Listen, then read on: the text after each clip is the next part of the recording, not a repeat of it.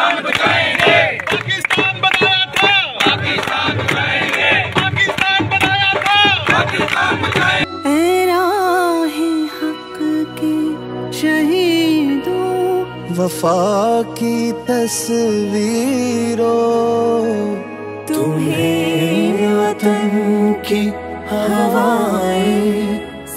भारत के 21 एयरक्राफ्ट, 21 तैयारे।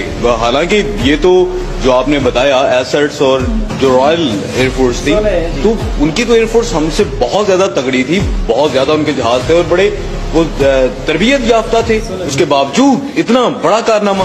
आपने बिल्कुल ठीक कहा। We had a ratio of 1:10 with respect to assets.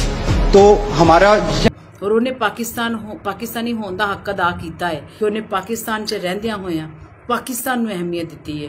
उन्हें अपनी जान की फिक्र नहीं की, उन्हें अपने आप को शहीद करने की फिक्र नहीं की कि हाय मैं शहीद हो जावांगा, मैं उत्थे नहीं जाना। लेकिन उन्हें अपने हत्थां नालों पेपर साइन किए और इस काम नूं उन्हें सरअंजाम दिता।